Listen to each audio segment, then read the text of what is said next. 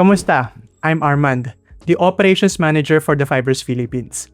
Sa video na ito, ituturo ko sa iyo ang step-by-step kung paano magsimula with the Fivers, where you can turn trading into a career. The Fivers is a proprietary trading firm or prop firm in short. Simple lang naman yung idea.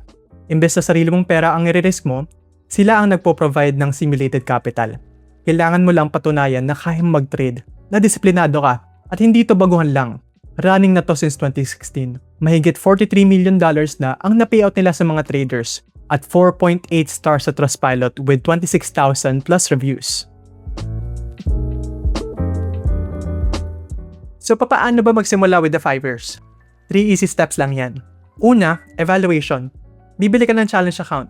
Tapos kailangan mo maabot ang profit target habang sinusunod mo ang account rules. Ang account rules ay available sa aming FAQ page. Parang exam lang yan. Proof na kaya mong mag-trade. Pangalawa, pag pumasa ka, magiging funded ka. Firm capital na ang gamit mo. At pangatlo, kikita ka. Ang standard profit split is around 80%. Depende na sa program mo at pwedeng umabot ng up to 100% sa ibang programs. Payout is every 14 days. Bi-weekly. Ngayon, pumili ka ng program na swak sa'yo. Ito yung part na madalas namamali ang mga beginners. So listen closely. Number 1 is hypergrowth. One step lang. Phase 1 is 10% target, max loss is 6%, at may daily pause na 3%. Once funded, every 10% gain, dumodoble ang account mo. At pwedeng mag-scale up to $4 million. Syempre, perfect ka kung consistent ka at gusto mong mabilis mag-scale. Number 2 is high stakes.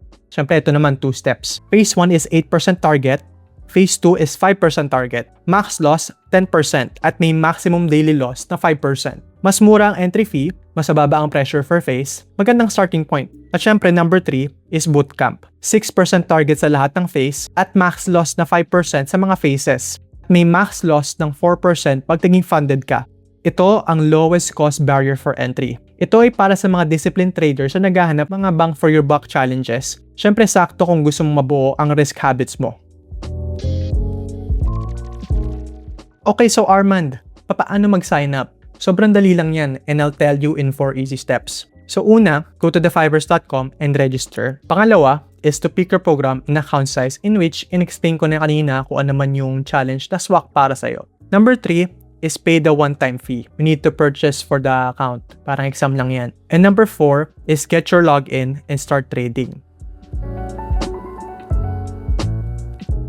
Bago ko bumili o magsimula sa program mo, magbibigay lang ako ng tips as trader to trader. Una, basahin mo yung rules. Drawdown, news rules, stop loss man yan, lahat yan nag-iiba per program. Huwag ka tatamaring magbasa. Pangalawa, mag-umpisa sa maliit. Huwag kang bibili agad ng malaking account. Test the waters muna. Pangatlo, risk management bago profit. The Fivers is looking for disciplined traders, hindi gamblers. Protektan mo muna ang account mo bago ka mag-isip mag-profit.